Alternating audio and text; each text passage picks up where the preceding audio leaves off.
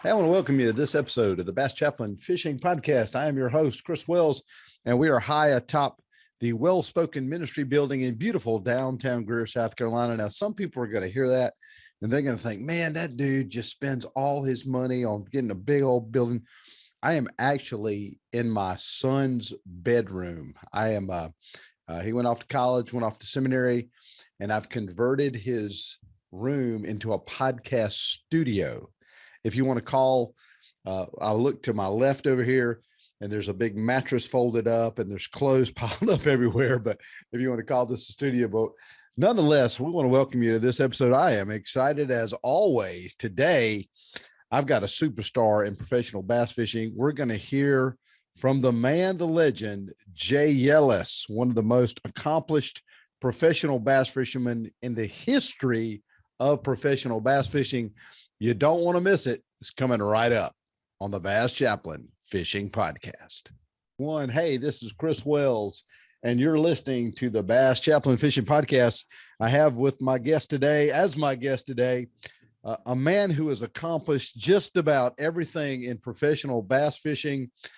He has been an Angler of the Year in Bassmaster. He's a two-time Angler of the Year in FLW. And somewhere in between that, he managed to win the Bassmasters Classic. Jay Yelas is my guest today. Jay, welcome. I am glad you're here. Hey, Chris. Yeah, great. Thanks for having me on your podcast. And we have a lot of memories. We go way back in this great sport of bass fishing. So I'm glad to be here and looking forward to sharing what I know with your guest today. Man, we really do go way back, and I'm going to tell you how far back we go. Do you remember the first time I ever met you? And I know the answer is going to be no to that, but I'm going to tell you this. I'm going to show everybody how geeked out I am with bass fishing. I got a picture here of the first time that you and I ever met. I know you can't see that real good. I'm put it over in the light like that. But that was down at Lake Murray, and you were fishing a Bassmaster. I guess it was a top 100 or something like that one time. And Al Odom, our mutual friend and Fishers Men, said, "Hey, I need you to ask Jay a question." And I had the question, and I had my camera guy ready to go. And that was back when you had the little click cameras. Right. And I said, whatever you do, whatever you get today, get a picture of me talking to Jay Yelas. And I've got that in my scrapbook. And so that was pretty cool meeting back there. And so, yeah, we got a lot of mutual friends. I got a lot of questions I want to ask you. And we're really going to have to do a show where we bring Jill in one day, because I love Jill's stories. Jill's got the greatest stories. Even James Niggemeyer in my first podcast talked about Jill actually led him to faith in Christ. And so, that's pretty awesome, and all the stories that Jill has. But Jay, tell us about how you got started in professional fishing. What was the journey? Now, I got to tell you, I talked with Jeff over at Cast for Kids this couple weeks ago at the Bassmaster Classic, and man, he gave me the lowdown on you when you were in college, and so we're going to start from the college days, okay? And you know, in college, you kind of had the bass fishing bug hit you. Let's take it from there. And then if you say something wrong, I'm gonna correct you according to Jeff. How about that? All right. Yeah. They back in the 80s, mid 80s, there was obviously no such thing as college fishing, but that's kind of when I really caught the bug. I was going to Oregon State, and I got in high school is when I really got into bass fishing, Chris. And then when I got so into it that my mom and dad, who were both in education, they both told me when I go to college, I need to not take my boat with me my freshman year, because they were worried about my study habits. So they said, if you get a 3.0 or better your freshman year, then you can take your boat to school your sophomore year. So I got a 3.5 my freshman year. It was the high watermark of my GPA during college, because I did get my boat my sophomore through senior years, and I started fishing all the time. And when I say a boat, now I had a very humble beginning. My boat was all through college was a 14-foot like smoker craft, little aluminum V hull with a 25 horse on the back and a trolling motor on the front. And yeah, that's where we all started. Oh, heck yeah. And I caught so many bass out of that. And then I'd fish tournaments. We had team tournaments back then, and we'd fish the tournament out of my team partner's Ranger boat. But it was a great way to get started. I could spend a lot of time on the water, and that's the only kind of boat I could afford it back when I was in college. But yeah, I fished. I graduated in 4 years. And so I got, I got through it quickly, but it's because I wanted to go fishing. I wanted to get out of college and start my pro career. And right after I graduated from Oregon State in June of '87, I went down and fished. Now hold on a minute. Let's back up. You don't tell a lot of people this, but you played college baseball. A lot of people don't know that you were a pitcher. Is that right? Pitcher and a third baseman, something like that? Yeah, no, I did.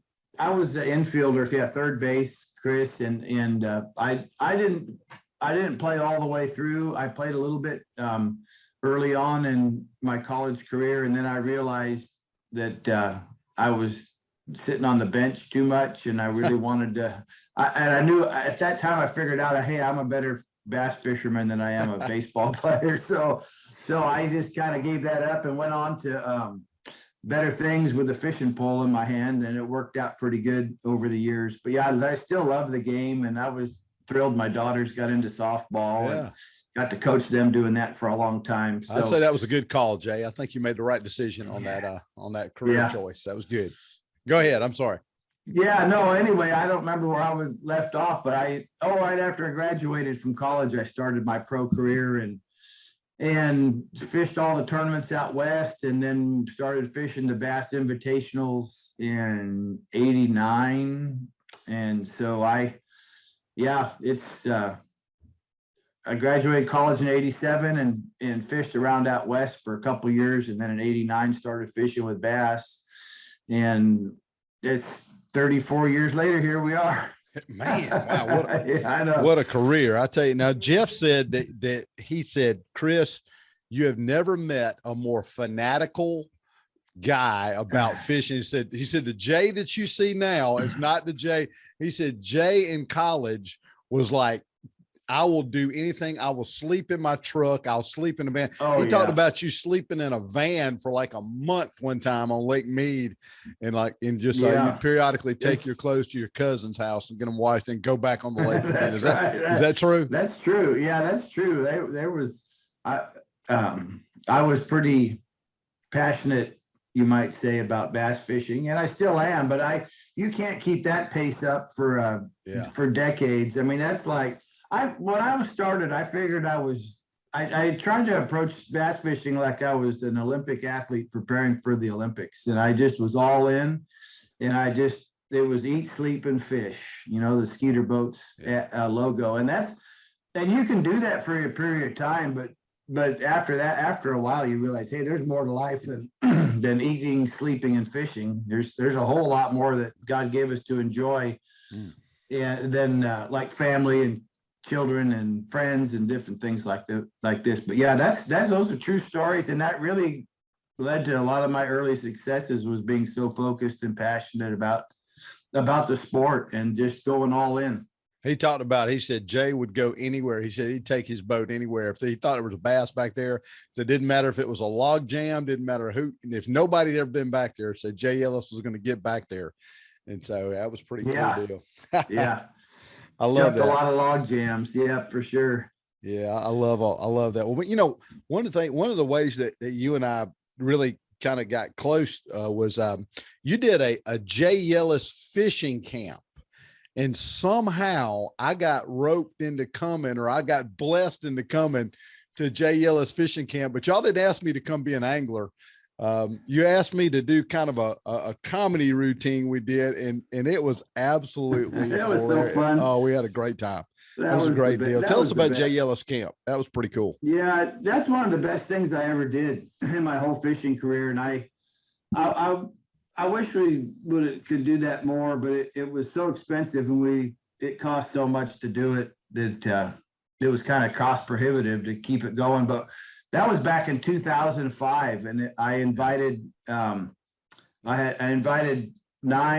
of my real strong Christian buddies on the pro circuit to join me for a camp that we put on for high school and college youth, that, you know, aspiring young bass pros. And so I can't remember everybody that came, but I know Shaw Grigsby was there. Yeah. And, Yeah. Edwin Evers was there.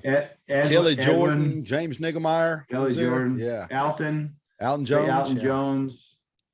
And anyway, so fun. And we did it at Lake Tyler in Texas. And the whole it was, you know, we talked a lot about fishing and you know, to try to teach these kids how to fish. And then we had a little tournament. It was like a 3-day camp where we stayed overnight.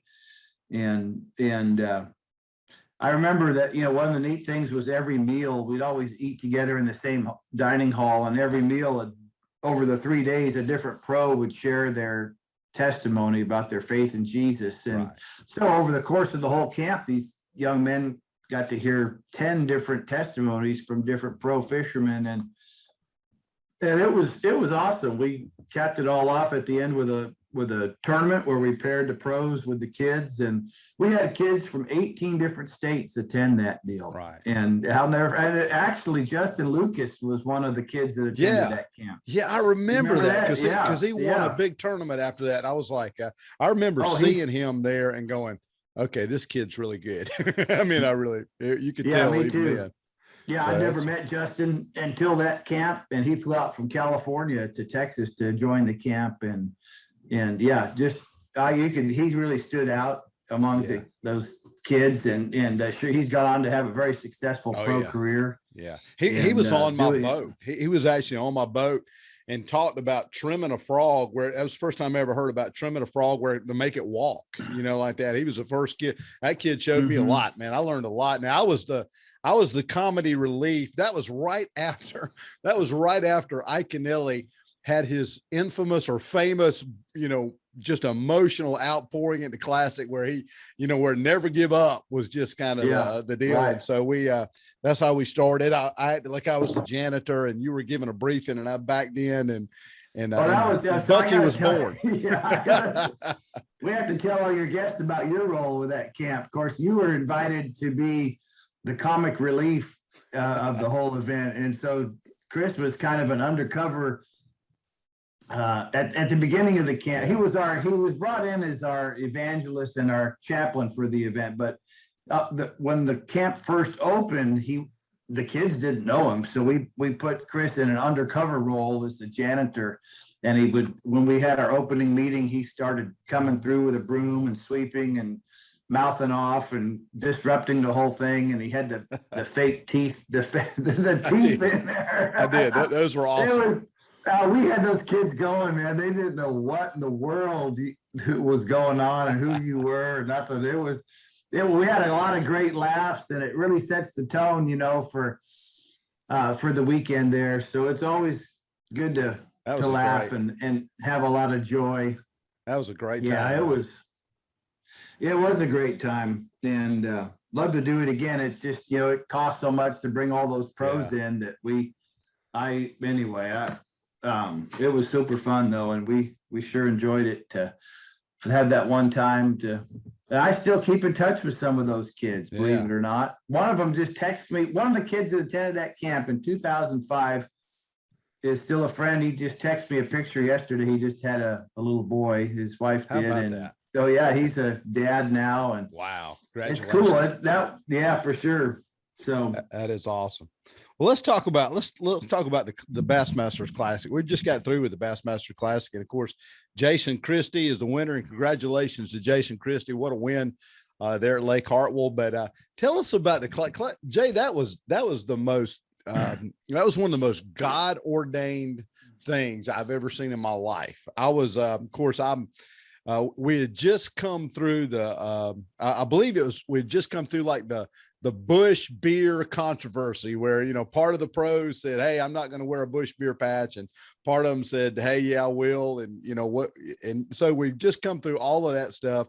And really, I think that was right before ESPN was about to take over, or maybe it had just taken over. And you came up on was it 2002 Bassmasters Classic? 2002. Mhm. Yeah, take us through that classic, man. Take us through what it's like to win the Bassmasters Classic in that whole year that year. So.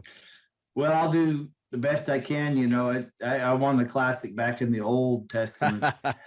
20 years ago. The Old Testament Classic. Yeah, that's okay. 2002. I still remember a few things about what went down 20 years ago there when I won the Classic, but what a thrill, just to have a chance to fish the Classic is a real blessing, but to actually win it just once. Yeah, I fished, I think 16 of them, but I've only won it that one time, but I'll take it any day. Yeah.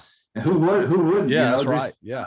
So there's, so it was a God ordained thing, and it was just my time and his will for me to win, and everything went my way. I've fished tournaments for a lot of years, and when it's your time, things just happen smoothly, and they're God ordained. So one of the things that happened in that Classic was that I caught the big fish of the day every day of the tournament, which as far as I know, at that time, that had never happened before in Bassmaster history.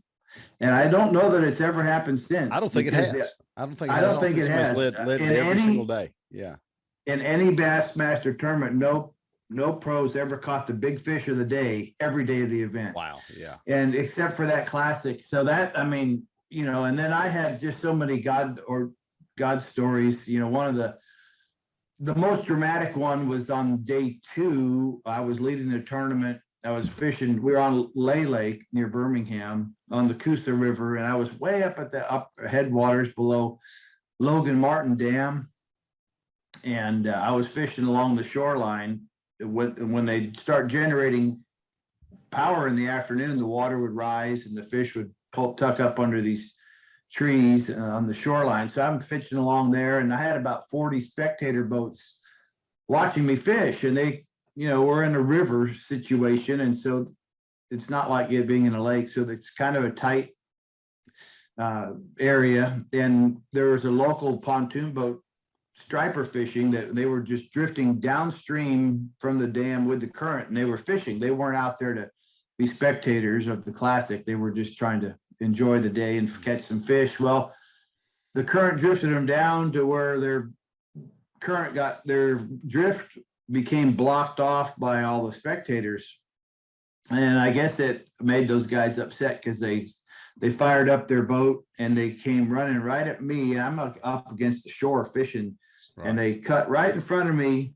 They were cut so close to my boat, Chris, that I could have reached out with my rod and hit their boat, pontoon boat with my rod. And then they cut right in front of me and they run right up the shoreline. I'm getting ready to fish. So, this is like the most unsportsmanlike act I'd ever seen on the water my whole career. And the water's, 4 feet deep, and they run right over the top of it on purpose. All that's on purpose because I don't know. Anyway, and so I had a live camera man in the back deck of my Skeeter, and I turned around. I said, "Hey, I can't believe that guy just did that. It's going to take an act of God for me to catch one now."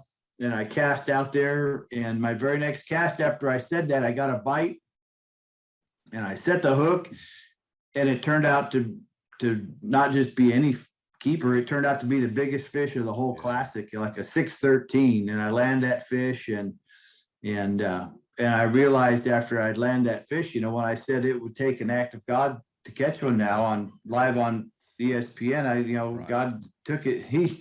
I gave him a chance to show his power, and he took it, and glory to God. But several times since then, when I cast out my jig under my breath, I'm saying, it would take an act of God to catch one. Right there. Let's repeat that over and over.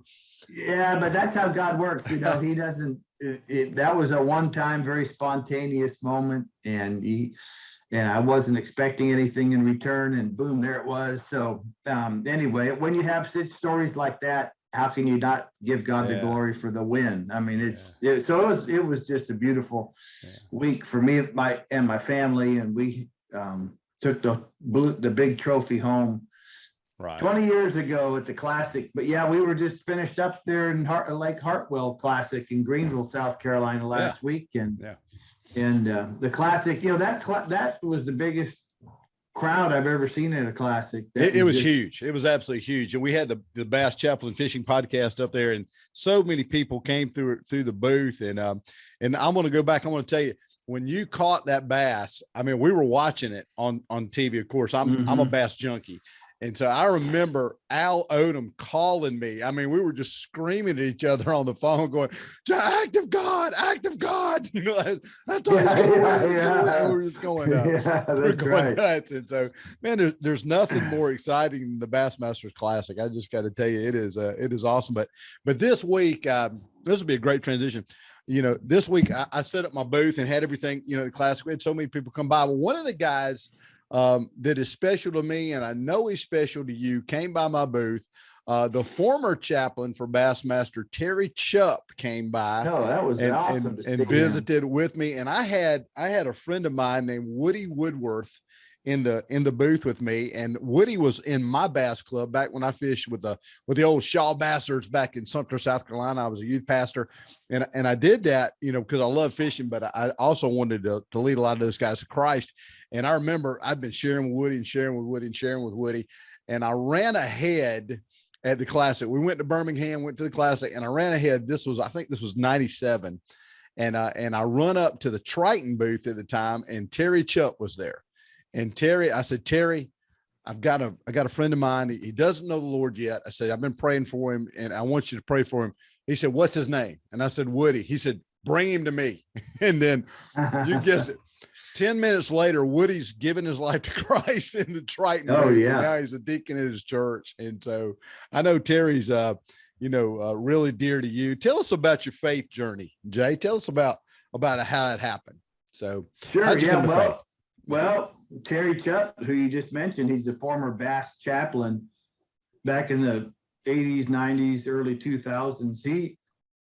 He's the one that led me to Jesus. I mean, I grew up in the Episcopal church at home as a young boy, and I learned all about Jesus and stories about him, and the Christmas story and how he rose after he died, but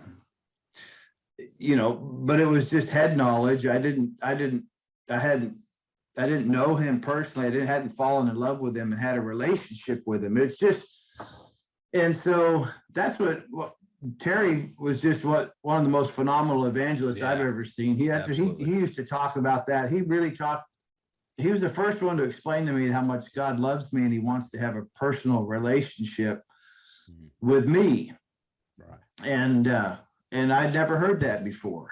It was just I grew up in religion, in which religion doesn't get you any closer to God. There were a lot of religious people back in Jesus's day that crucified our Lord and Savior on the cross. But anyway, Terry, I remember going to a focus meeting, the Fellowship of Christian Anglers. We've been having those at tournaments for 40 years with Bassmaster, and Terry shared the gospel there, and he adamantly kept inviting me to come to the focus meetings. And I wouldn't go for the first 2 or 3 invitations, but he kept after me, and about the 4th time he invited me, I went. And I remember raising my hand during the sinner's prayer. I was sitting in the back of the room, and I raised my hand and I prayed to receive Jesus as my Lord and Savior, and repented for sin. And I made a conscious decision to turn to him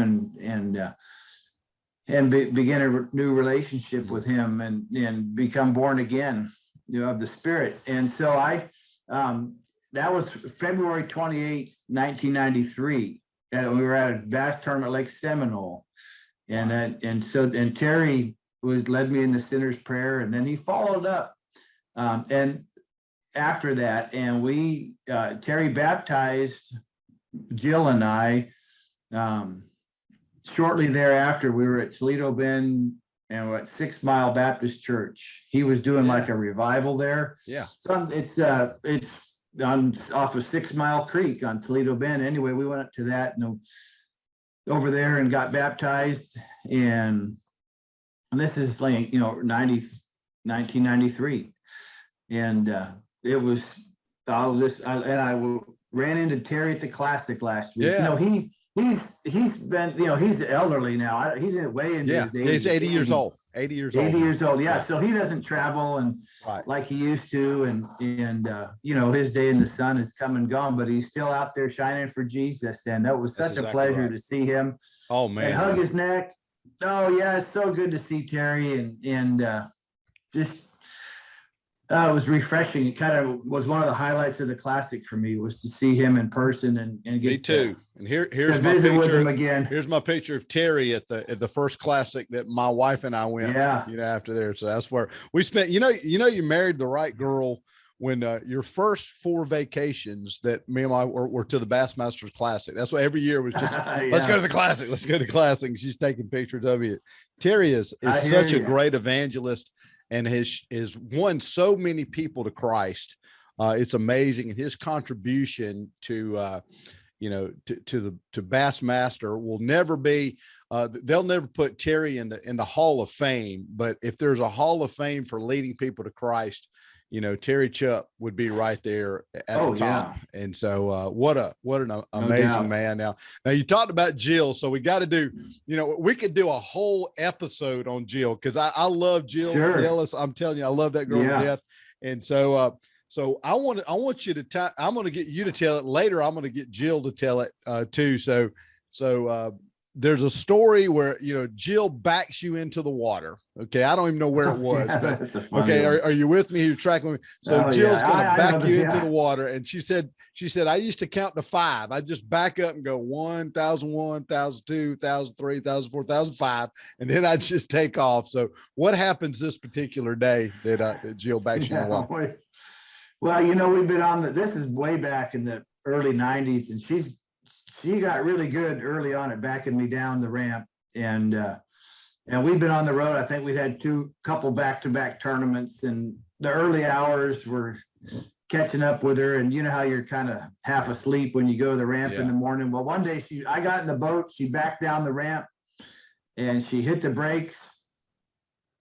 Normally the boat slides off the trailer, but she wasn't far enough down the ramp for the boat to come off the trailer. So she hit the brakes, and then she puts it in drive and goes up the ramp and heads back to the hotel, and the boat's still on the trailer. So Jill tells it, says, she says, people are blowing the horn at me and waving, and she's waving back at them. She's like, these are the most friendly people I've ever seen in my life. They really are. They're just so friendly. Right. And so that was so awesome. Golly, I love that story. And there's so many great Jill. That's a good one. That we could tell that. Yeah, she'd love to be on here. Yeah, I'm going to have her back on. That's one of my goals, is to get through 100 pros in their faith, and then maybe go back through and have their wives testify about what they do and all the things you're doing. So Jay, what do we got coming up here? You got your Santee tournament coming up in next week, and so things are really starting to heat up, and the spring is coming. And why don't you give us a couple of things? The average angler. What I like to do, there's 2 things we got to do before we leave. And I want you to tell the average guy what he can do to get better. Give us 3 things. It might be your favorite technique, whatever you want to share with us to help these guys get better and to help me get better. Cause I'm 55, but like I said, I said in one of my podcasts, Rick Clunn just inspires me to give me hope that maybe I can still catch a bass one day. Maybe I can get better. So give us 3 things to get us better. Jay, what would you tell us? Well, one would be to work on getting really good with your boat control, and try to make longer casts to where your targets are. That is to keep your boat a little bit further away from where you think a fish might be. I've really put an emphasis on that, and it's always been important, but now more than ever is we are fishing for heavily pressured fish that have been caught multiple times in their life on all of our public lakes. Right. They know when you're coming, and if your boat's too close, you won't get the bite. To whereas if you'd have made a longer pitch, like I'm talking, a 40-foot or 50-foot presentation instead of a 30-foot presentation. Wow. Yeah. That 20 feet can make all the difference in the world, and depends on how clear the water is and if the wind's blowing, and there's other factors. But if you make longer casts, and this is for shallow water fishing, if you're fishing offshore with a crankbait or Carolina rig, it's still important, because you don't want to get the boat right on top of the fish. Right. You want to stay away. But when you're fishing shallow, it's just huge to make a longer presentation. So things like, the power poles on your boat are huge. Use those when the wind's blowing to not let you, if you're flipping down a bank and you're hitting targets, it's easy to the boat is moving too fast if there's a lot of different targets to fish to. And next thing you know, you're making a 20-foot pitch from the boat and you're too close to the stuff. So that's one thing I just see the average angler makes a mistake on, is sometimes their boat positioning, their boat gets too close to the fish. And so you'll definitely catch more if you can make longer casts. A lot of times we think about power poles and talons as being just sight fishing, but that's a great illustration that, it kind of puts you can drag and stop before you get there. I know I run up on stuff all the time. Oh yeah. So, yeah. Oh yeah. Yeah. That's huge. And it's very simple, but I tell you what, it's just a basic fundamental of bass fishing that you got to pay attention to that. It'll help you catch more fish as time goes by. And then there's, oh gosh, I could go on and on. There's all sorts of things to, probably the finesse technique should be something that the average guy should get really good at. He should, know the difference between a Nico rig and a Ned rig. And, those baits, they catch the heck out of fish. And you can Google those if you don't know what they are. But, the Senkos, trick worms, all that stuff is just really the trend more and more is, the overall theme is heavily pressured waters. Our lakes are getting more pressure than ever with all the college tournaments, high school tournaments, club tournaments, big tournaments. And so the fisheries are healthy. They're loaded with bass, but all these bass that we're fishing for have been caught several times. So keep your boat further away from where you think a fish is. Use finesse techniques. Can tend to catch more fish than they used to. If you look at that classic on Hartwell that we just had, a lot of the guys had a spinning rod in their hand, and they did really well in the top 10. And even the winner caught half of his fish on a spinning rod. And so finesse trends. And then the other thing would be that forward facing sonar. I've used the Garmin live scope. And that's a game changer. I know fishermen that were just average bass club fishermen for years that have gotten really good with the live scope, and now they're catching monster bass, monster stringers, winning tournaments left and right. And they've just the live scope has totally revolutionized their fishing. And I've seen it all over the country. And so it's using, technology to help you find fish. And you can see them swimming around in front of you if you get really good at it. And so that I would say that is the new frontier in bass fishing, is that forward facing sonar. Right. So if you don't have one on your boat, I'd suggest getting one and getting good at it. You'll definitely catch more fish. And the reason, for those that aren't familiar with it, I'll just explain it to you. You can still, without it, you can still catch fish. You just pull up to a spot and you kind of fan cast around and you'll catch some. But if you get good with live scope, you'll catch even more fish, because as you pull up on that spot, you can pan around with your transducer and you'll see exactly where the fish are. And so you'll throw right to the fish instead of making 10 casts to a spot where there's no fish and wasting 10 casts. You pull in and you look with your sonar, and there's one, and your first cast is right there to a fish. So you spend the whole day casting your bait right in front of a fish, as opposed to in the old days without it. You'd make 100 casts and maybe 12 of those, 100 casts would be in front of a fish, and you'd get a few of those to bite and it would be good. So, but bass fishing, there's so many ways to enjoy it. But if you're into catching more fish, or if you're a tournament fisherman, you definitely need to learn to use that forward facing sonar. It's just the next frontier. Every time I think that things can't change again, we had to when the power poles came out, it was just unbelievable. Then you had the Ultrex trolling motor where you could spot lock, came out, and you think, well, man, we've reached it, and it just keeps going and going and going. And you got to be able to adapt, and you got to be able to learn new things. Yeah. And it's kind of like growing in Christ. You can't just be born again. You need to grow. You need to keep going, and to keep going in your faith. That's awesome. Well, Jay, we're going to get to a segment now that has become one of the most beloved segments on this podcast. And that is, we're going to get you to imitate any other professional angler. No. Now, we needed it. We've had people imitate, Captain Blake Smith. We had, some guys do Cliff Crochet, the Cajun Baby. He seems to be a popular one. So who do you want to do for us today? So if you want to do Mark Davis, that'd be great. That'd be great. I know you and Mark are buddies. And so who you want to do for us today? Well, I guess, Mark. I can't really do Mark Davis like Mark can do it, but he fat free shad. Yeah.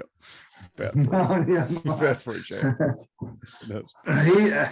I gotta say, what are some of the things that he likes to say in his deep?